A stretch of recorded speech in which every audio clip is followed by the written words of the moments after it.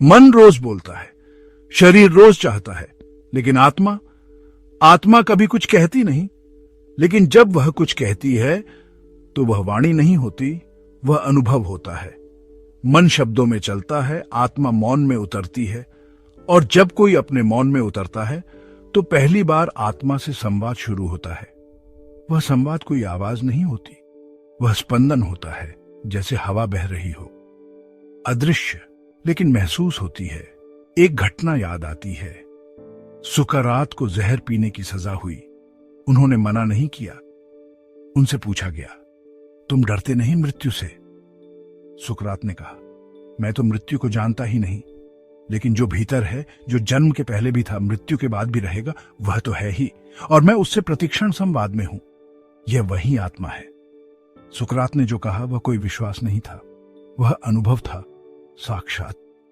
आत्मा से संवाद कोई अभ्यास नहीं है। वह घटता है जब तुम रुकते हो, जब तुम भीतर की भीड़ से हट जाते हो, जब तुम विचारों की रेलगाड़ी से नीचे उतरते हो, जब तुम अपने ही मौन में बैठते हो, जैसे पत्थर किसी नदी के किनारे बैठा हो, तब भीतर से कोई स्पर्श करता है। वो आत्मा है।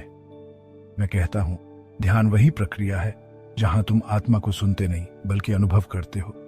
सुनना तो फिर भी द्वैत है। कोई कह रहा है, कोई सुन रहा है। अनुभव में तुम और आत्मा अलग नहीं रहते। वही क्षण है समाधि का।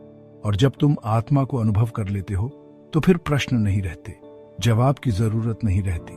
जो था जानना वह भीतर जल गया, दीपक की तरह। तब जीवन, मृत्यु, परमात्मा सब एक ही अनुभव बन जाते हैं।